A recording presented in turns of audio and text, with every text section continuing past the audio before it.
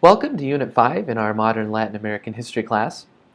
As I'm sure you've already read and noticed, we'll be talking about revolutions and reaction during this particular unit. Roughly the chronological period that we'll cover is from the end of World War II, so right about 1945-ish, up to the end of the 1970s. And I say roughly because, as I'm sure you've noticed, many of the themes that we've been talking about from the previous unit and many of the themes that we're going to be talking about in the next unit have direct connections to what we'll be learning about and thinking about here.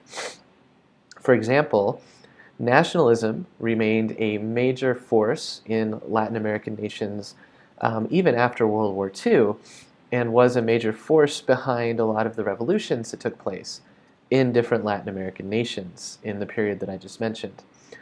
So it will be helpful probably to compare the revolutions that we'll be studying. Specifically, we'll be looking at the case of Guatemala and Cuba. There were some others that we could also think about that we'll read about in Chastin. And we'll look at the case of Chile, although it's important to note that the case of Chile isn't really a revolution, and I'll get to that in just a second.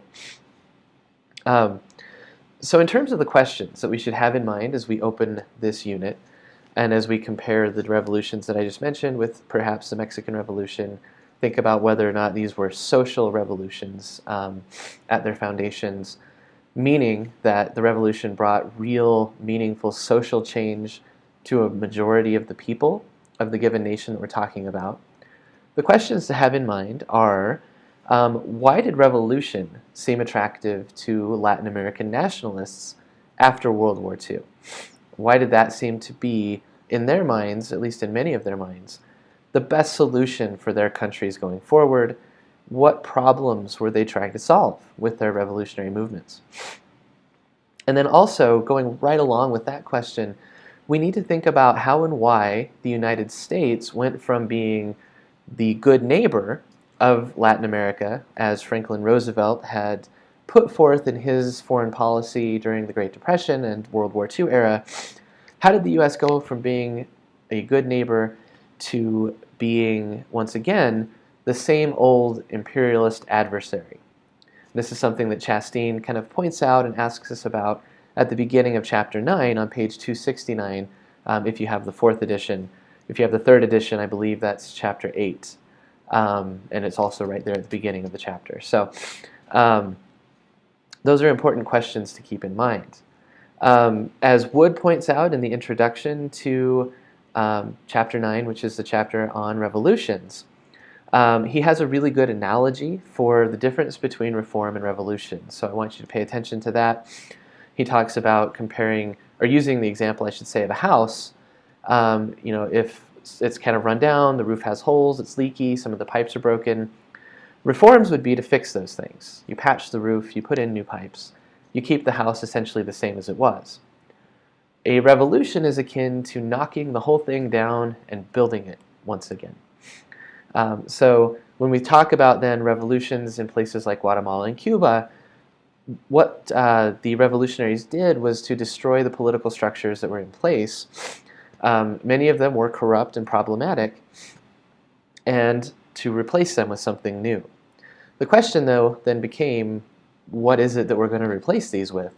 And how effective will they be for the people of Guatemala or of Cuba? Also, we're going to revisit the notion of populists in Latin America. So we're talking about revolution, kind of focusing on that, but there were places where there were reforms that came in the guise of populism. We've already been introduced in the last unit to people like Getulio Vargas in Brazil, to Juan Perón in Argentina. We talked a little bit about Cardenas in Mexico, and so on. So these were those fiery orators that really could make personal connections with the electorate. They were still doing their work during the period that I'm talking about, and they were able to kind of keep the existing political structures that were in place in their countries going.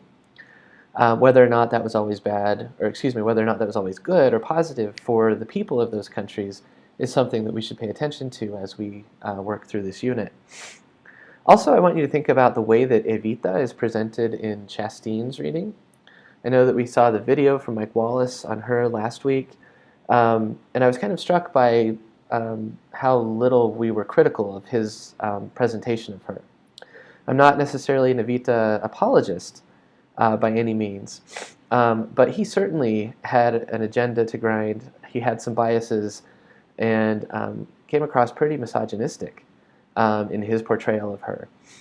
So we need to think about how she was portrayed outside of her country and within her country by some of her opponents, and how the people of Argentina saw her, and what does that mean for who she was and who she is as a historical figure. Turning then to the revolutions that I mentioned. In Guatemala, the revolution of 1944 replaced a system of dictatorships that had been in place since independence, so for over a century. Those dictatorships, as we've read about, tended to kind of sell off the lands and the produce of Guatemala, specifically in terms of bananas and coffee, to large multinational corporations like United Fruit Company. That will come back into play during the revolutionary period when presidents like Arévalo and Arbenz attempt to initiate some land reform, give land to the Guatemalan people.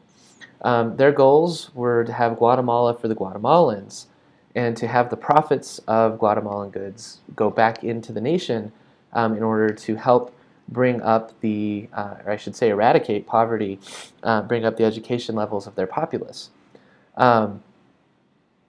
So during that period, though, of the early 1950s, the Cold War began to kind of creep into how the United States viewed what was going on in Guatemala.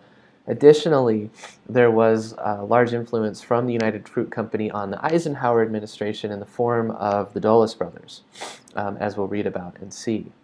So, long story short, 1954 CIA coup ended the democratically elected presidency of Jacobo Arbenz and put in his place Carlos Castillo Armas, who was horribly brutal, a military dictator who came to power and opened up a several-decade period of civil war in Guatemala that culminated in the Reagan administration supported, I should say the people that were supported in the early 80s by the Reagan administration initiating a genocide against Mayan people in Guatemala. So this is a very dark period in Guatemala's history that was opened up. And this is the reaction that we're talking about. There was a similar reaction to what happened in Cuba, and we have to look at the reasons that someone like Fidel Castro ended up gravitating toward the Soviet Union. Jacobo Arbenz, on the other hand, in Guatemala, there's no evidence that he was ever really aligned with the Soviet Union. Some of his ideas were certainly socialist, but he was a Democrat in nature and was constitutional in the actions that he took. The case is quite a bit more complicated in Cuba, and U.S. foreign policy experts did not want Cuba to become the norm for Latin America, especially during the period of Cold War.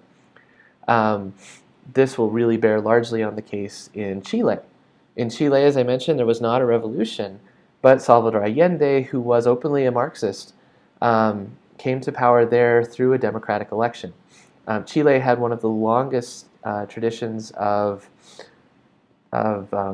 upholding democratic elections in all of Latin America up until the period of Allende.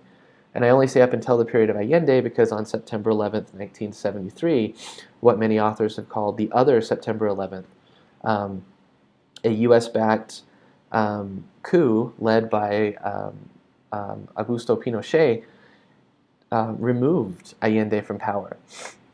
So, again, we have to think about why was the U.S. so involved here? Why did they become, again, this imperialist adversary from the perspective of so many Latin Americans? And what did these people think that Marxism might solve, whether or not they were actually aligned with the Soviet Union, which in more cases than not, they were not actually aligned with the Soviet Union. Why did the U.S. take such a heavy-handed approach in this thing called the Cold War? So you have to think about also, again, what was that Cold War? And I'm not going to say as much about the violence of the military regimes, the disappearances, and those things, because we'll really get into those in the next couple of units.